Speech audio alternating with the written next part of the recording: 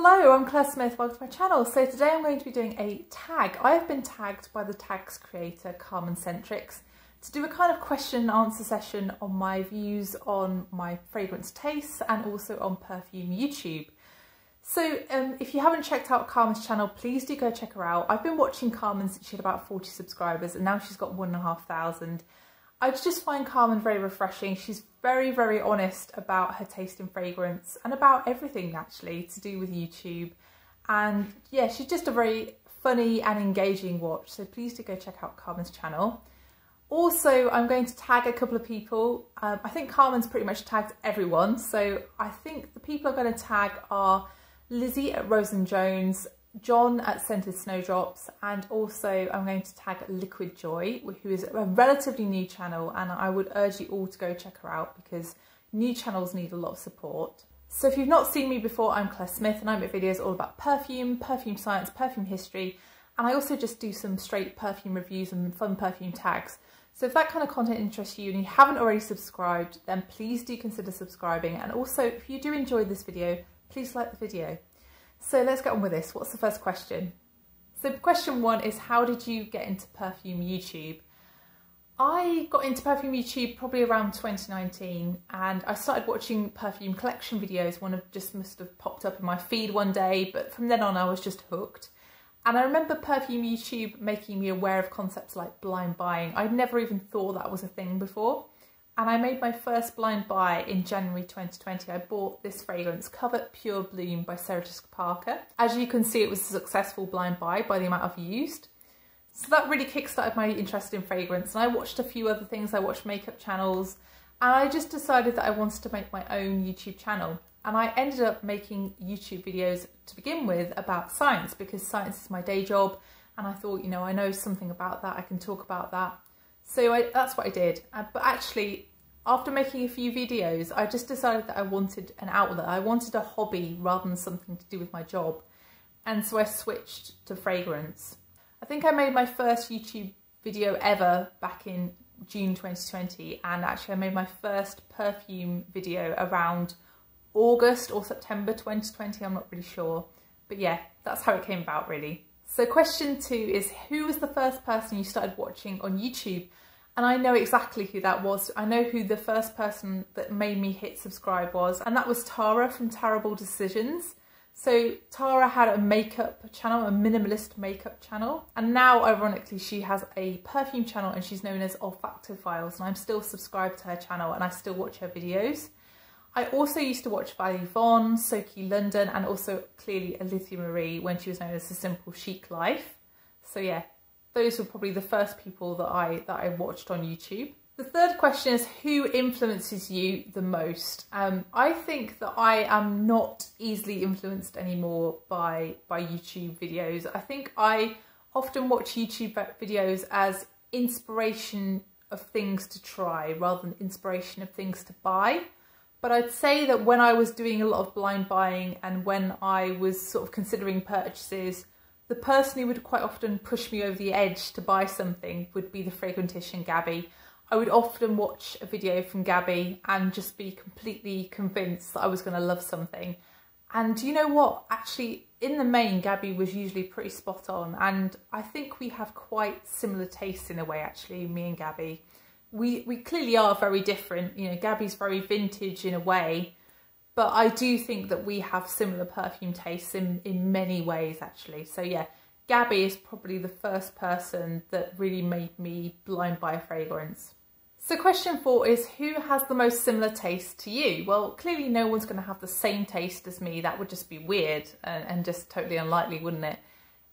So I think, as I've said, I think Gabby's taste does overlap with mine, but I don't think we're incredibly similar. I also think my taste overlaps with a few other people. So I think it overlaps a little bit with John, Scented Snowdrops. I also think it overlaps with Emily. Emily can be found on Instagram. I'll link her Instagram down below. But I think out of those three, I think really Emily is the one that probably knows most whether I'm going to enjoy a fragrance or not. She's quite good at predicting whether I'm going to enjoy something. And I think I kind of understand her taste as well, but I don't think I'm quite as good as Emily is at predicting. So question 5 is, when did you start wearing fragrance? Well, I remember having a little bottle of Max Factor's Le Jardin when I was about 4 or 5. I remember it being a little dabber bottle, a little mini, and I just open it and smell it. I didn't really wear it. I don't think I really understood the concept of fragrance at that point in my life. I also remember when I was about 6 or 7, I ended up drinking some of my mum's Chanel No. 5 Eau de Toilette splash bottle. I never did that again. I really wouldn't recommend drinking fragrance. It tastes absolutely disgusting. I also would go to Body Shop with my friends when I was about 11, 12, 13, and I would buy body sprays to wear. So I remember buying Oceanus when I was that age and wearing that one. I also remember buying fragrance oils from the Body Shop. So I remember particularly buying Ananya and also buying Vanilla from the Body Shop. But I think really my first proper fragrance, my first proper perfume was probably one that one of my dad's relatives bought me for Christmas. And they bought me Tommy Girl when I was about 17. I remember taking that one to university, but I remember that fragrance got stolen pretty early on actually. But I did end up wearing it a few times before it disappeared. So yeah, Tommy Girl at 17 was probably the first perfume that I wore. So question 6 is, do you wear fragrances to bed, and if so, which ones? Well, I've made an entire video about the fragrances that I wear to bed, so I'm going to leave that link down below. But I tend to reach for softer, powdery ones that aren't beast mode. You don't want a beast mode fragrance in bed. I also tend to reach for the ones that have shorter longevity because I don't want to wear those during the day because they would just annoy me. I think it's those fragrances that I still enjoy but just don't have the longevity to last the entire day are the ones that I tend to reach for bed. I think really a perfect bedtime fragrance would be something like Sarah Jessica Parker's Lovely. I think that one's just really relaxing. I really like the lavender in that fragrance. So yeah, those kinds of soft, musky fragrances are the ones that I tend to reach for bed. So question 7 is, if you could only keep 3 fragrances from your collection, which 3 would those be? Don't think too hard.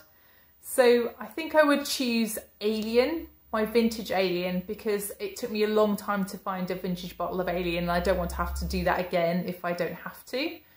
I would also choose Tom Ford's Orchid Soleil because that's discontinued and I can't get another bottle. They go for hundreds of pounds now, so that's kind of a similar reason. And I really like those 2 fragrances, so that's another reason why I would choose those 2.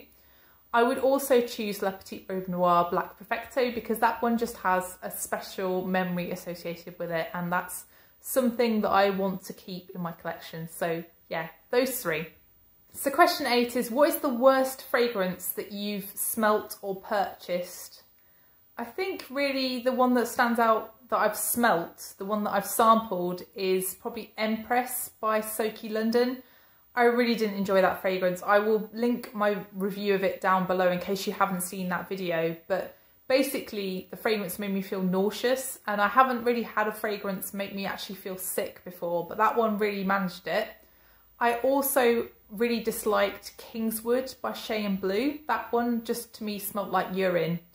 There was no other description of that fragrance other than it smelled like urine. And yeah, that was really not a great one either. So I'll link that review down below as well in case you haven't seen that. Those 2 really are the ones that stand out to me. Question 9 is, do you like blind buying? I think I'm going to rephrase this. I don't like blind buying. I do it because I find it exciting, and I do it because it's difficult to sample sometimes. And sometimes sampling can be really expensive. So sometimes if it's quite a cheap fragrance anyway, it can be more economical to actually buy the fragrance and resell it than it can be to actually pay for a sample. So that's generally why I blind buy. And yeah, sometimes you just see an excellent deal, especially with secondhand fragrances. Sometimes they're just too good to resist, and because you know you can sell it for exactly the amount of money or even more than you paid for it. So yeah, I still do blind buy, and I see that it's reasonable under certain circumstances, but I would say that I have quite a low blind buy limit of about £30. I won't spend any more than £30 on a fragrance I haven't smelled because it's just not worth the risk. Question 10 is, what are your top 5 fragrance notes? Well, I think, this is going to be pretty hard because I like a lot of different fragrance notes. But there's definitely got to be some purple florals in there, so probably heliotrope would be one, and maybe even violet. Although there are certain types of violet that I prefer over other types of violet.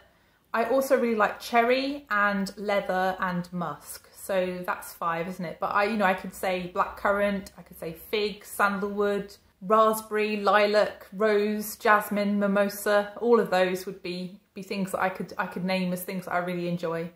Question 11 is about your least liked fragrance notes. Well, I think mine are probably going to be quite obvious if you watch me quite a lot. So the one that I always sort of quote is powdery peach. I really can't do powdery peach. It just makes me feel a bit ill. Another one is apple. Cheap apple fragrances just make me think of bathroom cleaners. I sometimes struggle with neroli and petitgrain. They can also smell like cleaning products to me. I also struggle with cheap oud, cheap saffron, really cheap caramels as well. They really get to me. And plasticky patchoulis. So like the patchouli I smell in Narcisa Rodriguez for her EDP, I find that one quite plasticky. So yeah, those are probably my least liked notes. Question 12 is, if you could bring back one discontinued fragrance or formulation, which would you bring back? Well, I think my answer is going to be Alien from 2005, because it took me so long to find a vintage Alien bottle and I really love the fragrance, and I don't know, just today's just doesn't cut it for me. So I'd really love to bring back Alien. But I feel like a gift for humanity would be one like a Dior Homme from 2011. I recently tried that fragrance a few months back and I was astounded by how lovely it is. And it's just such a shame that it's been messed around with and called the same thing when it isn't the same thing at all. The original version was beautiful. So yeah, Dior Homme from 2011. Question 13 is, do you have a signature scent? Well, you wouldn't be on YouTube if you had a signature scent, really. I think I used to have signature scents. So I think really my two main signature scents were, earlier on in my life, Lola by Marc Jacobs. I wore that for probably, I don't know, 2 or 3 years maybe a bit more. I still wear it occasionally now. And my other signature fragrance was Black Opium by YSL. I wore that one for at least 2, possibly more like 3 years. Every day to everything, including my PhD viva. So yeah, YSL, Black Opium and Lola by Marc Jacobs. Question 14 is, what is the best fragrance on the opposite sex? I think really people should just wear what makes them happy, because I don't think anything is more attractive than someone being happy and comfortable with who they are. And I think really for me, a fragrance is really attractive when it's something that someone has to let you into their personal space to smell, because that's showing that somebody wants you closer, isn't it, if they let you into that personal space. So I don't think it particularly matters what the fragrance is, but I just think that something that isn't a beast mode fragrance, something that isn't going to knock out a room, is probably something that I would like. And something more soft and gentle and perhaps a little bit unexpected is something that would attract me. So yeah, no specific fragrance, but that kind of feeling. So that's the final question in this tag video. I hope you've enjoyed my answers. If you have enjoyed the video, then please press the like button, and please also consider subscribing if you haven't done already. And also please let me know which fragrance is the worst fragrance you've smelt or purchased. I'd be really interested to know. So thank you so much for watching, and I'll see you in the next one. Bye.